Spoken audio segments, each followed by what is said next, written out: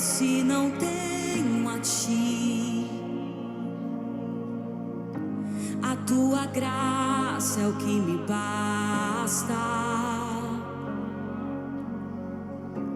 Sem você não sei pra onde ir. Sem tua presença nada importa. Do que adianta eu ganhar o mundo inteiro e a minha alma se perder sem ti, Senhor? Do que adianta eu juntar os meus tesouros e me esquecer daquele que me amou? Se eu não tenho a ti, não tenho nada, nada eu serei sem ti, Senhor. Só tua presença é o que me basta. Eu te levarei por onde eu for.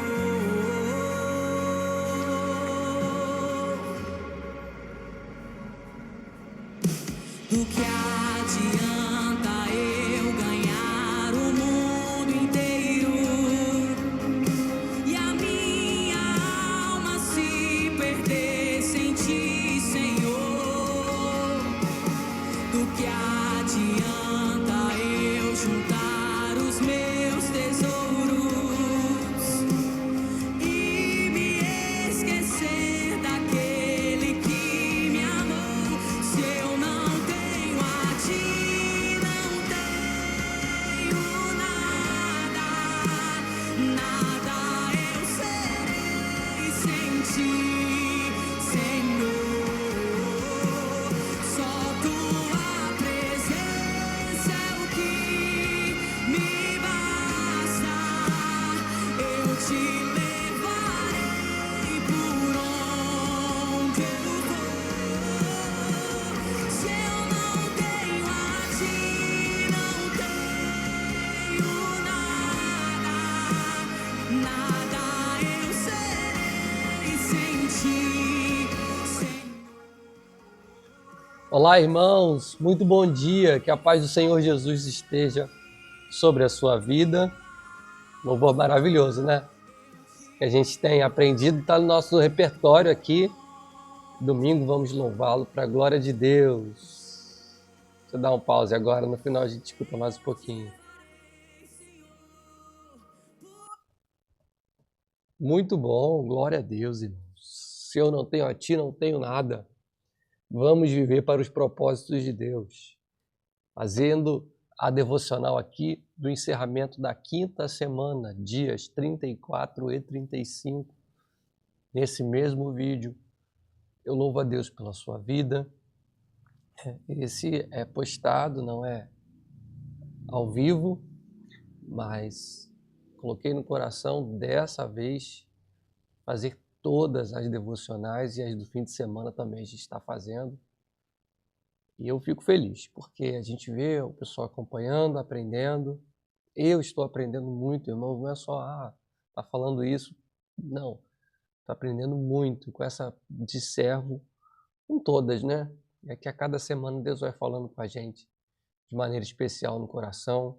Muitas devocionais legais, o conteúdo longo, né? Vamos até partir para a leitura logo, porque ele traz muito como agem os verdadeiros servos, pensando como servo. Hoje, o poder de Deus na fraqueza. Que coisa maravilhosa.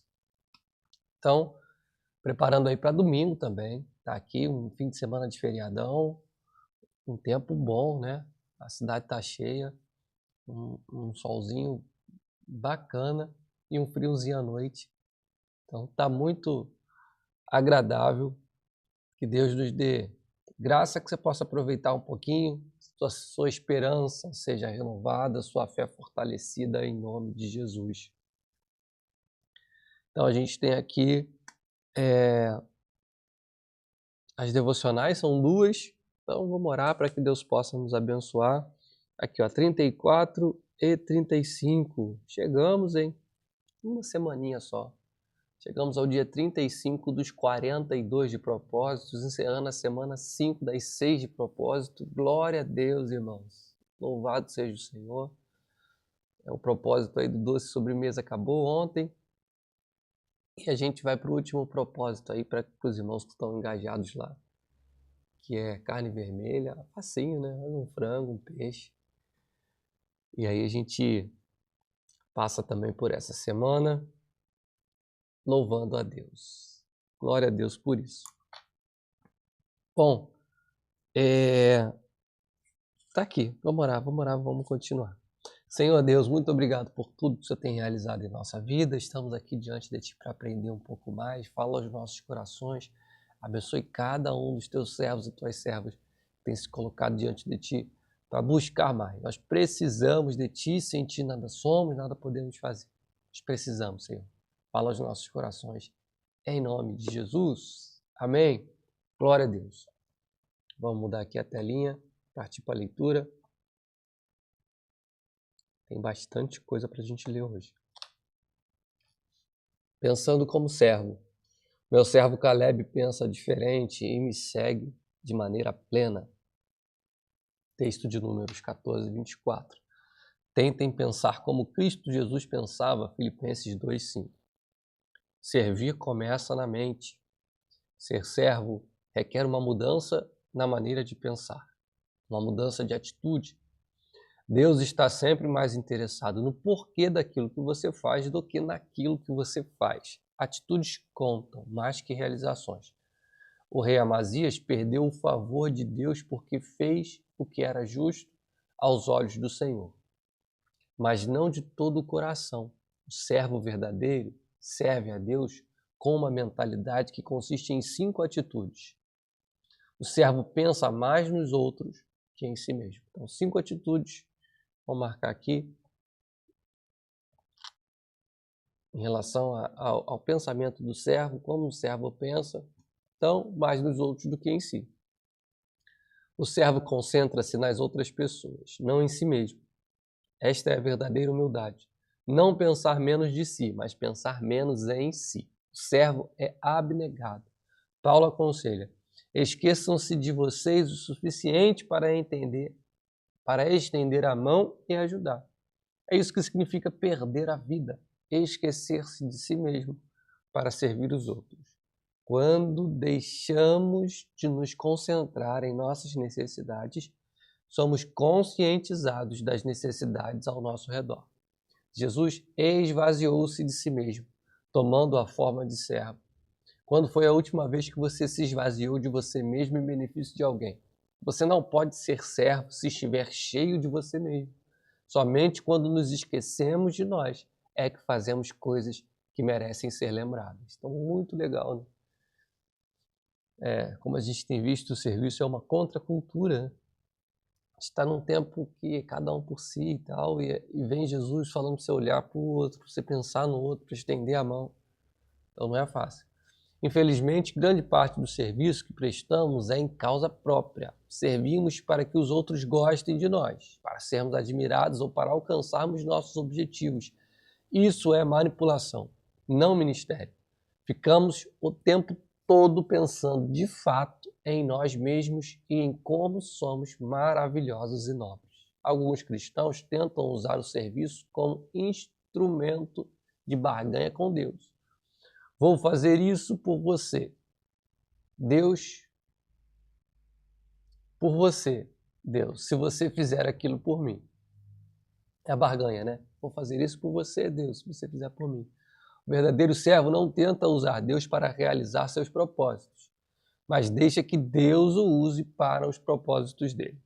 Ser abnegado, assim como ser fiel, é uma qualidade extremamente rara.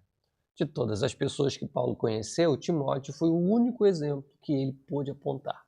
Pensar como servo é difícil, pois entra em choque com o principal problema de nossa vida.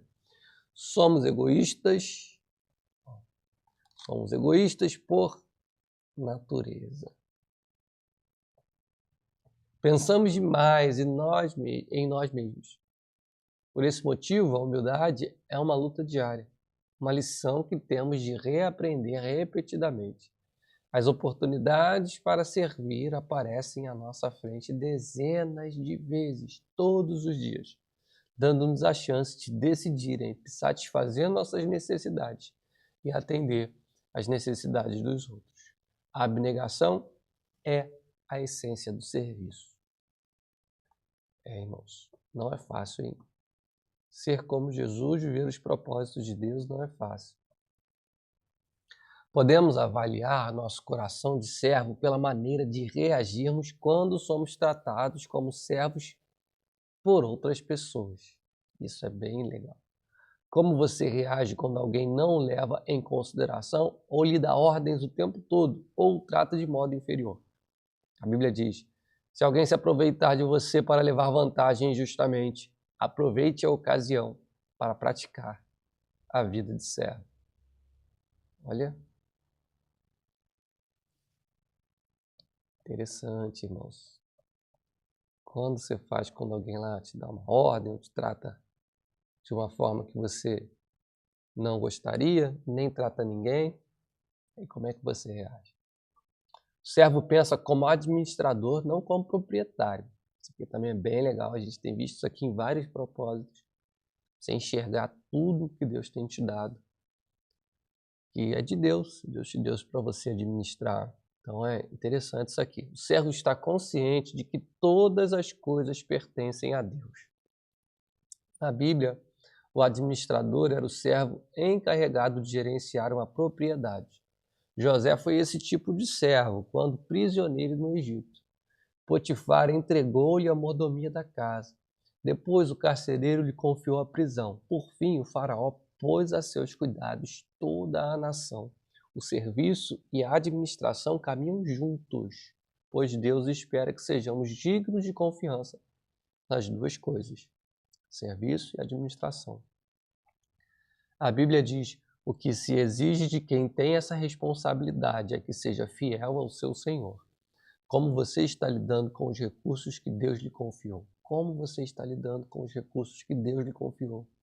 Para tornar-se um verdadeiro servo, você terá de resolver a questão do dinheiro em sua vida. Jesus disse: nenhum servo pode servir a dois senhores. Vocês não podem servir a Deus e ao dinheiro. Ele não disse: vocês não devem, mas vocês não podem. É impossível viver para o ministério e viver para o dinheiro. São objetivos que se excluem mutuamente. Qual deles você escolhe? Se você for servo de Deus, não poderá fazer nenhum trabalhinho por fora. Todo o seu tempo pertence a Deus. Ele exige lealdade exclusiva, não fidelidade de meio expediente. É o dinheiro que tem o maior potencial para substituir Deus em nossa vida.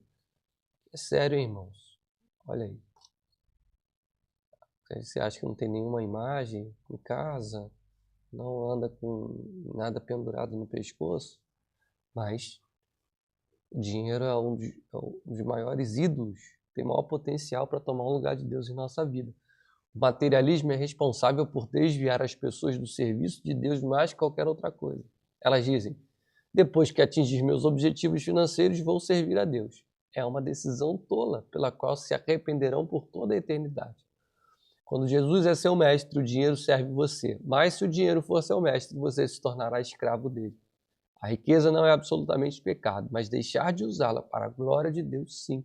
O servo de Deus sempre se preocupa mais com o ministério que com o dinheiro. A Bíblia é extremamente clara. Deus usa o dinheiro para saber se você é um servo fiel. Foi por isso que Jesus falou mais sobre o dinheiro que sobre céu e inferno. Ele disse: assim, se vocês não forem dignos de confiança em lidar com as riquezas deste mundo ímpio, quem confiará as verdadeiras riquezas a vocês? A forma de você gerenciar o dinheiro afeta a quantidade de bênçãos que Deus derrama sobre sua vida. No capítulo 31, mencionei dois tipos de pessoas: construtores do reino e construtores de riquezas. Ambos são bons em fazer os negócios crescerem, fechar acordo ou vendas e obter lucro. Construtores do reino ou de riquezas, capítulo 31. Bem legal isso aqui também. Deixa eu gravar aqui.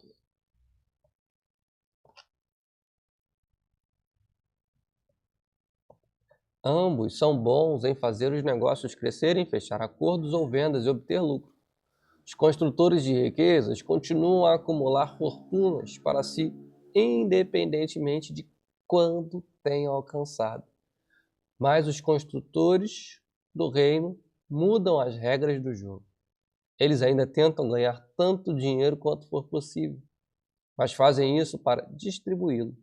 Usam a riqueza para financiar a Igreja de Deus e a sua missão no mundo. Na Igreja Saudbeck temos um grupo de diretores de empresas, empresários que tentam contribuir da melhor maneira. Por isso costumam fazer doações na medida de sua possibilidade. Para promover o reino de Deus, incentivo você a conversar com seu pastor e iniciar um grupo de construtores do reino em sua igreja. Também interessante, né, irmãos? Essa está falando construtores de riqueza ou construtores do reino. O pensamento do servo, ele entende que está a serviço de Deus e do reino, e tem tanto essa condição do coração, quanto essa inclinação, essa disponibilidade. Então, louvado seja o Senhor por aqueles que têm no coração, né, esse desejo de contribuir com a obra, de ver a obra crescendo, melhorando. Glória a Deus. Ser servo medita sobre o próprio trabalho, não no que os outros estão fazendo. O servo de Deus não fica fazendo comparações, não critica nem compete com os outros servos ou com os demais ministérios. Está muito ocupado realizando a tarefa que Deus lhe designou. A competição entre os servos de Deus é absurda por muitas razões. Estamos todos no mesmo time. Nosso objetivo é fazer que Deus seja visto, não nós mesmos. Recebemos diferentes atribuições e cada um tem uma forma exclusiva. Paulo admoesta: isso significa que não devemos ficar fazendo comparações como se um fosse melhor que o outro. Temos coisas mais importantes a fazer na vida. Ninguém é melhor do que ninguém. Cada pessoa tem um valor singular e inestimável. Não há lugar para ciúmes mesquinhos entre servos. Quando você está ocupado servindo, não há tempo para ser crítico. Todo o tempo desperdiçado em criticar os outros poderia ter sido usado no ministério. Quando reclamou a Jesus que Maria não a estava ajudando no serviço de casa, Marta perdeu o coração de servo. O verdadeiro servo não reclama das injustiças. Não sente pena de si mesmo, nem fica aborrecido com os que não servem. Apenas confia em Deus e continua servindo. Então, tem gente que faz escolhendo o outro, né? Mas aqui, ó, servo. Não é nossa função avaliar os outros servos do mestre. A Bíblia diz: quem é você para criticar o servo de alguém? O próprio Senhor determinará se seu servo foi bem-sucedido ou não. E também não é nossa função nos defendermos das críticas, desde que seu mestre tome conta disso. Siga o exemplo de Moisés, que se mostrou verdadeiramente humilde quando enfrentou oposição. Ou faça como Neemias, cuja resposta às críticas era simplesmente esta: meu trabalho é muito importante para que eu o interrompa agora, a fim de conversar com vocês. Se você serve como Jesus, com certeza será criticado. O mundo e até mesmo grande parte da igreja não compreendem o que Deus valoriza. Um dos mais belos atos de amor demonstrados a Jesus foi criticado pelos discípulos.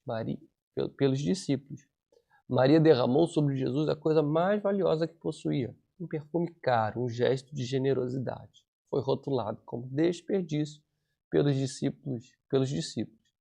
Jesus, porém, o classificou como maravilhoso. E isso é tudo que importa.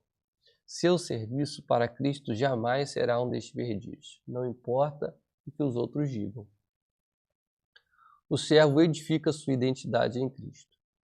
Por lembrar que é amado e aceito pela graça, o servo não precisa provar seu valor. Ele aceita de bom grado trabalhos que pessoas inseguras considerariam abaixo delas. Ao lavar os pés dos discípulos, Jesus dá um dos exemplos mais profundos de serviço que parte de uma autoestima equilibrada. Lavar os pés era equivalente a ser engraxate, função desprovida de status. Mas Jesus sabia quem era. Por isso, a tarefa não ameaçou sua autoestima. A Bíblia diz: Jesus sabia que o Pai havia colocado todas as coisas debaixo do seu poder e que viera de Deus. Assim, levantou-se da mesa, tirou sua capa e colocou uma toalha em volta da cintura. Se você pretende ser servo, deposite sua identidade em Cristo. Somente pessoas seguras podem servir. Então, isso aqui, né, irmãos? Somente pessoas seguras. Pessoas inseguras estão preocupadas em aparência. Se você pretende ser servo, deposite sua identidade em Cristo. Somente pessoas seguras podem servir. Pessoas inseguras estão sempre preocupadas com a aparência. Temem a exposição de suas fraquezas e escondem-se. Isso aqui é muito legal. Se você pretende ser servo, deposite sua identidade em Cristo. Somente pessoas seguras podem servir. Temem a exposição de suas fraquezas e escondem-se sob camadas de orgulho e pretensão. Quanto mais inseguro você for, mais desejará que as pessoas lhe sirvam e mais necessitará de aprovação delas. Henry Noel declarou: para sermos úteis aos outros, temos de morrer para eles. Ou seja, temos de deixar de medir nossa importância e valor pelos parâmetros dos outros. Dessa forma, ficamos livres para manifestar misericórdia. Quando você fundamenta seu valor e sua identidade no relacionamento com Cristo, fica livre das expectativas dos outros. E isso permite que você realmente o sirva melhor. O servo não precisa cobrir a parede com placas e troféus para confirmar seu valor. Ele não insiste em ser tratado por títulos, nem se envolve em mantos de superioridade. O servo considera irrelevantes os símbolos de status e não mede o próprio valor pelo que realiza. Paulo lembra: você pode gloriar-se de você mesmo, mas a única aprovação que conta é a do Senhor. Se alguém teve grande chance da vida se gabar de suas relações pessoais, e se alguém foi Tiago, meu irmão de Jesus, ele detinha as credenciais de quem convivera com Jesus na condição de irmão. Ainda assim, na introdução de sua carta, ele se refere a si mesmo como servo de Deus e do Senhor Jesus Cristo. Quanto mais próximo você estiver de Jesus, menos precisará se autopromover. Bom, isso aqui, irmãos, como a gente precisa relembrar isso aqui todo dia. Quanto mais próximo você estiver de Jesus, menos precisará se autopromover. Muito bom. O servo considera o ministério uma oportunidade, não uma obrigação. Ele gosta de ajudar pessoas, de suprir necessidades, de exercer o ministério. Ele serve ao Senhor com alegria. E por quê? Porque ama o Senhor, reconhece sua graça, sabe que servir é a mais alta função da vida e tem ciência de que receberá uma promessa. O Pai honrará e recompensará quem lhe servir. Paulo acrescenta: ele não se esquecerá do trabalho duro que vocês realizaram por ele, nem do amor que lhe demonstraram ao cooperar com outros cristãos. Imagine o que aconteceria se apenas 10% dos cristãos em todo o mundo levassem a sério o papel de servo. Imagine todo o bem que poderia ser feito. Você está disposto a ser uma dessas pessoas? Não importa a sua identidade, Deus vai usá-lo logo que você começar a agir e pensar como servo. Albert Schweitzer declarou: entre todos vocês, as pessoas realmente felizes são aquelas que aprenderam como servir. Tema para reflexão: para ser servo, devo pensar como servo. Seja a atitude de vocês a mesma de Cristo Jesus. Pergunta para meditar: normalmente preocupo-me mais em ser servido ou em achar maneiras de servir a outros? Muito bom. Deixa eu só dar uma mudada na telinha aqui rapidinho para a gente conversar, porque estamos então passando ao dia 35. 35. Coração de servo, nós pensando como servo, e agora o poder de Deus na fraqueza. Aqui, irmãos, quando a gente prepara a pregação, a dúvida é saber o que colocar, né? Porque realmente é uma semana com 7 devocionais importantes, e a pregação a gente tem geralmente meia hora, 40 minutos, né? 50 no máximo. Então você fica pensando assim, de tanta coisa boa, né? O que a gente pode trazer para a igreja através da pregação? E o desafio então é esse. Mas você pode pegar, por exemplo, né, só esse dia 34 aqui. Como pensa o verdadeiro, pensando como servo. Olha quanta coisa a gente podia ensinar aqui. Muito bom. É claro, quem está fazendo devocional, participando do GSL dos cultos, está aproveitando assim de maneira completa, de maneira plena. O poder de Deus na fraqueza. Vamos mudar. Então, passando para o dia 35. Vamos lá. O poder de Deus na fraqueza. Somos fracos, mas pelo poder de Deus viveremos com Ele para servir vocês. Deixa eu só ver uma coisa aqui rapidinho, tá? Tá tudo certo. Somos fracos, mas pelo poder de Deus viveremos com Ele para servir vocês. Eu estou com você. Isso é tudo que você precisa. Deus realmente gosta de usar pessoas fracas. Todos têm fraquezas.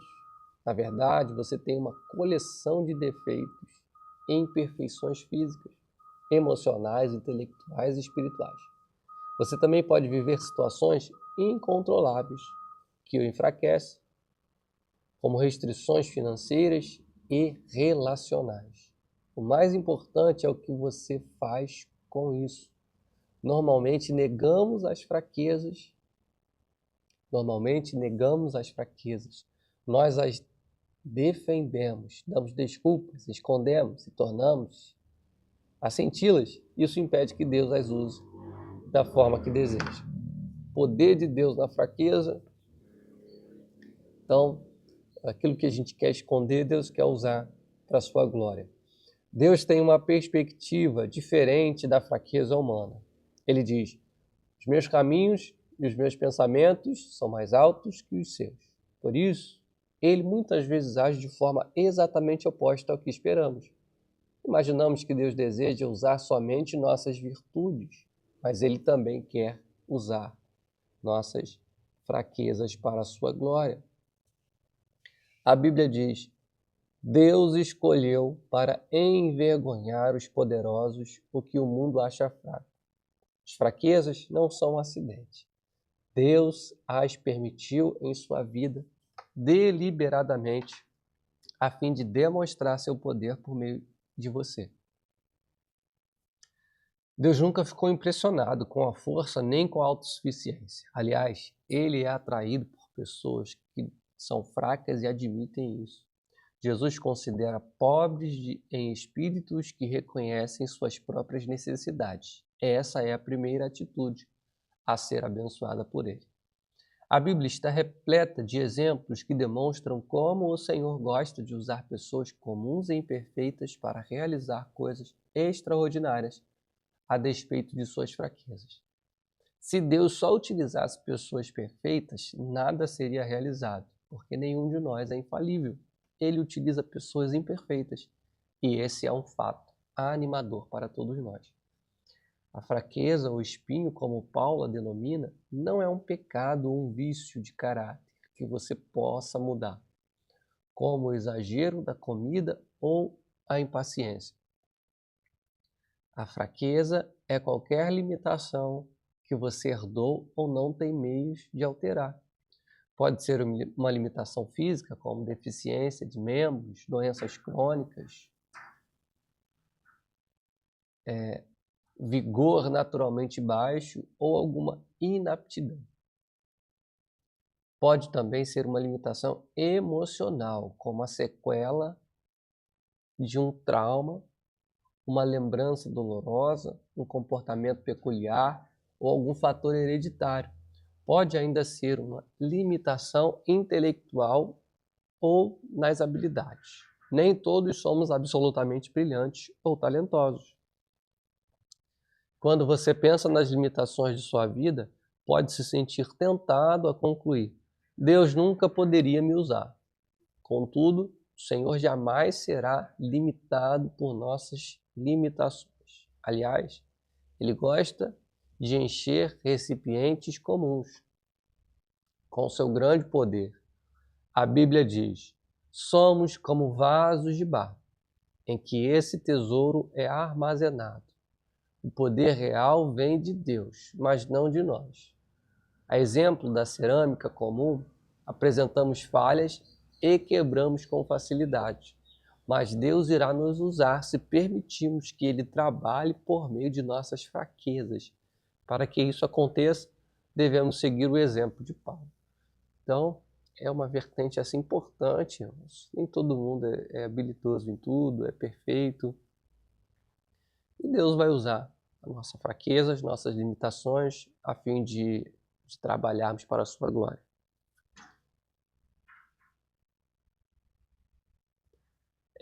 Admita as suas fraquezas, confesse suas imperfeições. Pare de fingir que é perfeito e seja honesto a respeito de você mesmo. Em vez de viver apresentando desculpas e recusas, identifique sem pressa suas fraquezas pessoais. Você pode até fazer uma lista delas.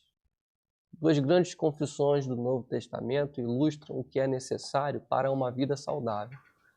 A primeira foi feita por Pedro, que disse a Jesus: Tu és o Cristo, o Filho do Deus vivo. A segunda foi feita por Paulo, que disse: Há uma multidão que eu idolatrava. Nós somos simples seres humanos como vocês. Se você quer que Deus o use, deve saber quem é Ele e quem é você. Muitos cristãos, principalmente líderes, esquecem-se da segunda verdade. Somos apenas humanos. Se uma crise for necessária para que você admita isso, Deus não irá hesitar em permiti-la, pois Ele o ama. Somos apenas humanos. Glória a Deus. Regozije-se na sua fraqueza. Paulo disse: Sinto-me muito feliz em me gloriar nas minhas fraquezas, pois assim o poder de Cristo poderá agir por meu intermédio. E como que sei que tudo é para Cristo? Estou muito contente com a minha fraqueza. Tem não sei se é um passarinho, se é um gato. Teve um passarinho que ele estava batendo aqui na porta da frente e agora está aqui na porta lateral. Regozije-se na sua fraqueza. Vamos começar de novo aqui. Está me distraindo muito, né? Que os irmãos não escutam aqui o barulho, mas faz barulho na frente aqui. Acabo me distraindo. Como que sei que tudo é para Cristo? Estou muito contente com a minha fraqueza. Em princípio, isso não faz nenhum sentido. Queremos ser libertos. Nossa. Queremos ser libertos. Deixa eu ver isso aqui, mano. Para ele parar de bater.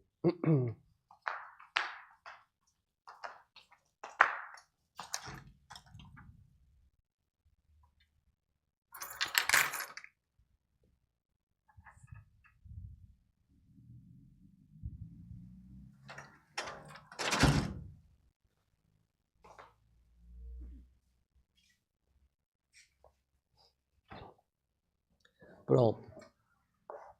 Não fico distraído aqui, me perco direto na leitura. Em princípio, isso não faz nenhum sentido. Queremos ser libertos de nossas fraquezas, mas não nos regozijamos nelas. O regozijo, no entanto, é uma expressão de fé na bondade de Deus. É como dizer: Deus, creio que tu me amas e sabes o que é melhor para mim. Paulo apresenta várias razões para ficarmos contentes com as fraquezas. Para começar, elas nos fazem depender de Deus. Falando a respeito da própria fraqueza, que o Senhor recusara eliminar, o apóstolo declarou: Já que eu sei que tudo é para o bem de Cristo, alegro-me nas fraquezas, nos insultos, nas durezas, nas perseguições e nas dificuldades, porque quando estou fraco, então sou forte. Sempre que se sentir fraco, Deus irá lembrá-lo de que você depende dele. As fraquezas também previnem a arrogância. Elas nos mantêm humildes, como diz Paulo, por causa da grandiosidade daquelas revelações, para que eu não ficasse orgulhoso, recebi o dom de um obstáculo que me mantém em contato permanente com minhas limitações. É o espinho na carne. Deus, em muitos casos, reúne uma grande fraqueza com uma grande força, a fim de manter nosso ego sob controle. A limitação pode agir como um instrumento controlador que nos impede de nos apresentar, que nos impede de nos apressar e passar à frente de Deus. Quando Gideão recrutou um exército de 32.000 homens para combater os midianitas, Deus o reduziu a apenas 300 homens. Isso fez que as chances do combate contra as tropas inimigas, cujo efetivo era de 135.000 homens, ficassem reduzidas à proporção de 1 para 450. Isso aparentemente era a receita para a ruína, mas Deus agiu assim para que Israel soubesse que fora o poder de Deus, não há força deles que os havia livrado. Que fora, isso aparentemente era a receita da ruína, mas Deus agiu assim para que Israel soubesse que fora o poder de Deus, não a força deles, que os havia livrado. Nossas fraquezas também incentivam a comunhão entre os fiéis, enquanto a força gera um espírito independente. Não preciso de mais ninguém. As limitações demonstram quanto precisamos uns dos outros. Quando tecemos as frágeis fibras de nossa vida uns com os outros, surge uma corda de grande força. Vance Havner brincava: os cristãos são como flocos de neve, são frágeis, mas juntos param o trânsito. Acima de tudo, nossas fraquezas aumentam nossa capacidade para o exercício do ministério e da solidariedade. Elas nos tornam mais atenciosos e nos fazem sentir compaixão pelas fraquezas dos outros. Deus quer que você tenha um ministério semelhante ao de Cristo. Isso significa que as outras pessoas deverão achar cura nas feridas. As mais profundas mensagens de vida e o ministério mais eficiente surgirão das dores mais profundas. As coisas que te deixam mais constrangido e envergonhado, as quais você reluta em compartilhar, são justamente os instrumentos que Deus usará com mais poder para curar os outros. O grande missionário Hudson Taylor disse: todos os gigantes de Deus são pessoas fracas. Legal, né? Todos os gigantes de Deus são pessoas fracas. A fraqueza de Moisés era seu temperamento. Por causa disso, ele assassinou um egípcio, feriu a rocha a qual deveria falar e quebrou as tábuas dos 10 mandamentos. Ainda assim, Deus transformou no homem mais paciente da terra. As fraquezas de Gideão eram baixa autoestima e profunda insegurança, mas Deus transformou num poderoso guerreiro. As fraquezas de Abraão eram medo. Não uma, mas 2 vezes ele afirmou que Sara, sua mulher, era sua irmã, apenas para se proteger. Mas Deus transformou Abraão no pai de todos os que têm fé. Impossível e sem força de vontade, Pedro tornou-se uma pedra. Adúltero, Davi tornou-se o homem segundo o meu coração. João, um dos impulsivos filhos do trovão, tornou-se o apóstolo do amor. A lista poderia seguir interminavelmente. Não tomarei muito tempo para relatar as histórias de fé de Gideão, Baraque, Sansão, Jefté, Davi, Samuel e de todos os profetas. Suas fraquezas se transformaram em força. Deus é especialista em transformar fraquezas em força. Ele quer pegar sua maior fraqueza e transformá-la. Compartilhe suas fraquezas de forma sincera. O ministério começa com a vulnerabilidade. quanto mais você baixa a guarda, tira a máscara e fala sobre suas lutas, mais Deus poderá usá-lo para servir outras pessoas. Paulo deixava transparecer a sua vulnerabilidade em todas as suas cartas.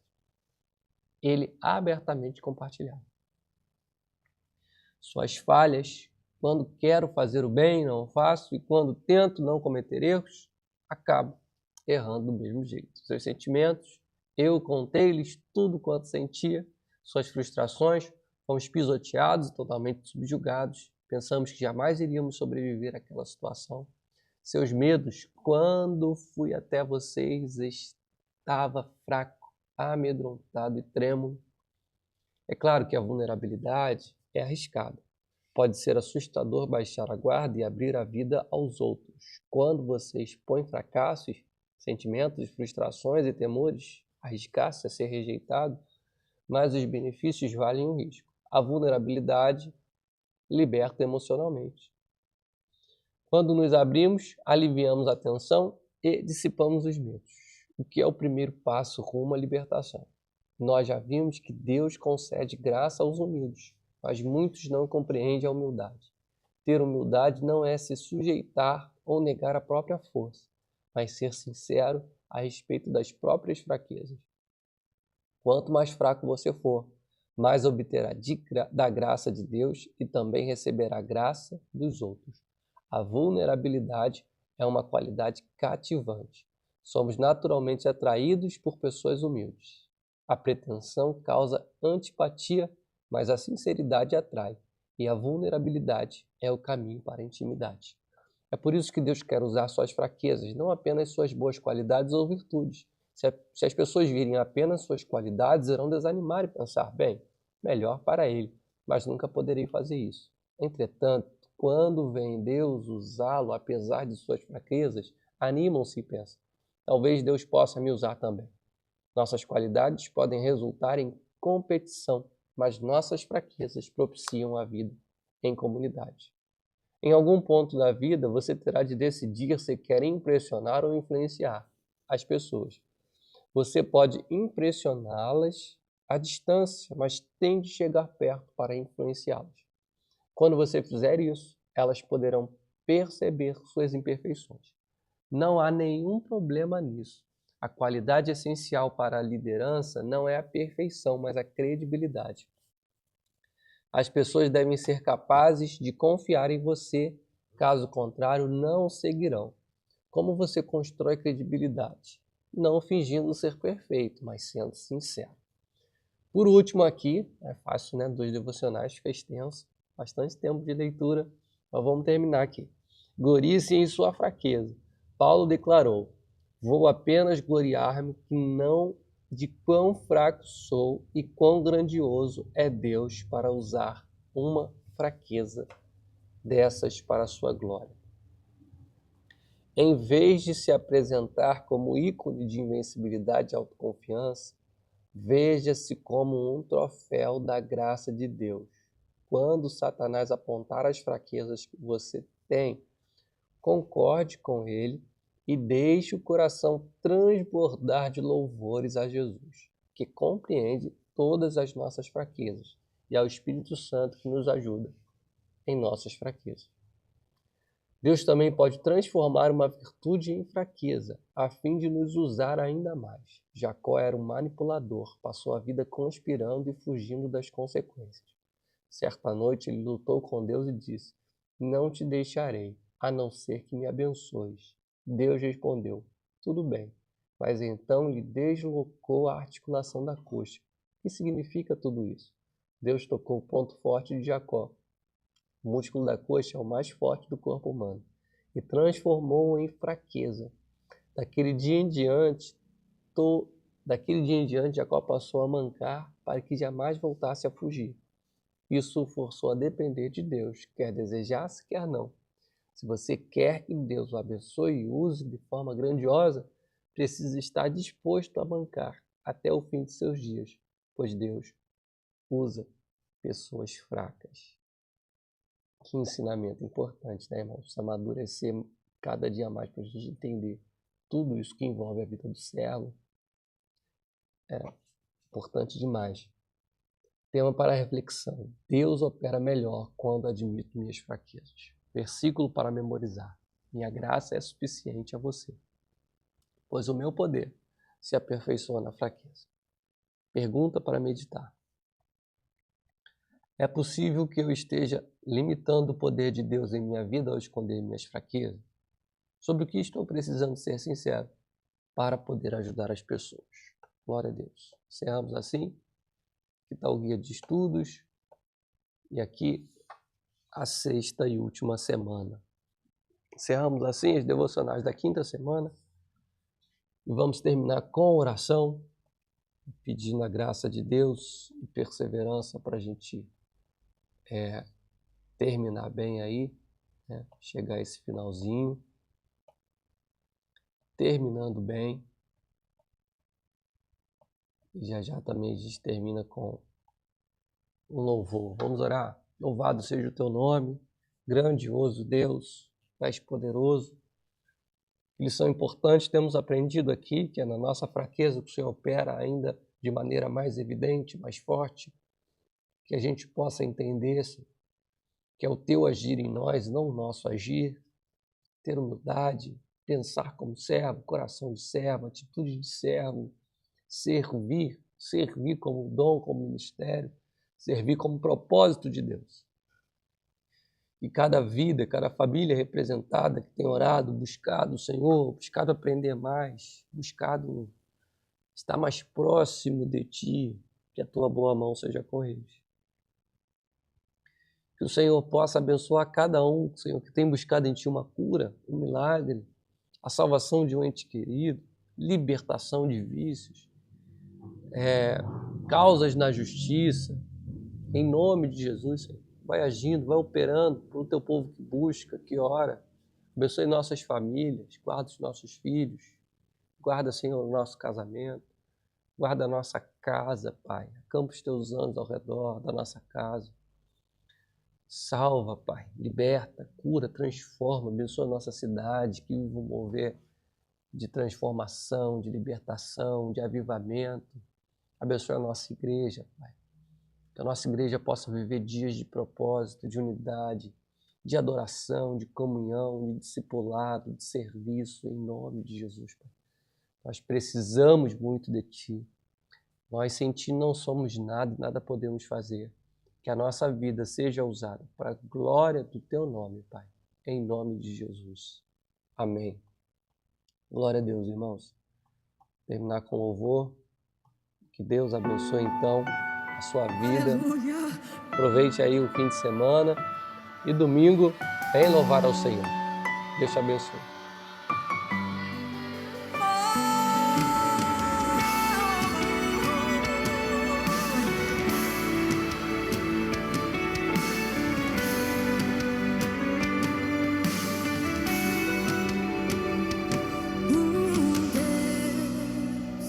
Rodeado de glória, eis adorado.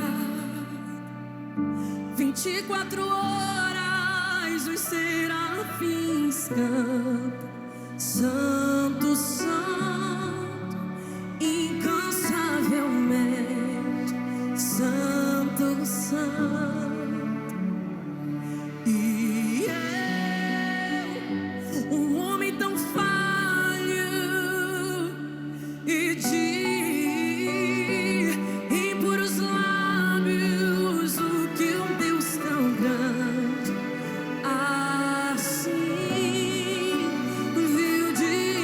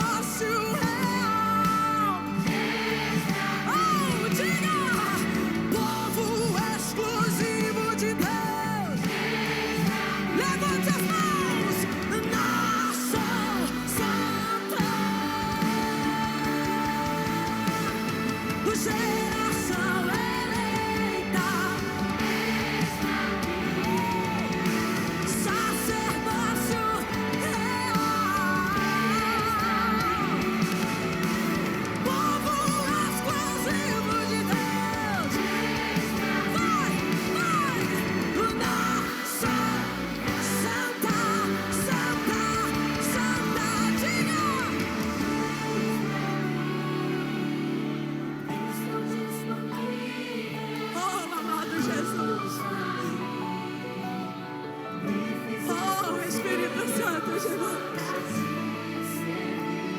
Conta conosco, Jesus. Envia-me. Eu estou aqui pra ti.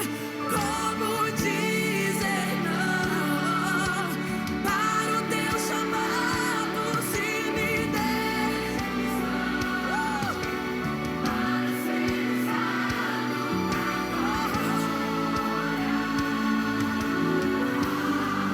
somente pra tua glória, somente pra tua glória. Levante suas mãos lá em cima e diga isso, vai, vai.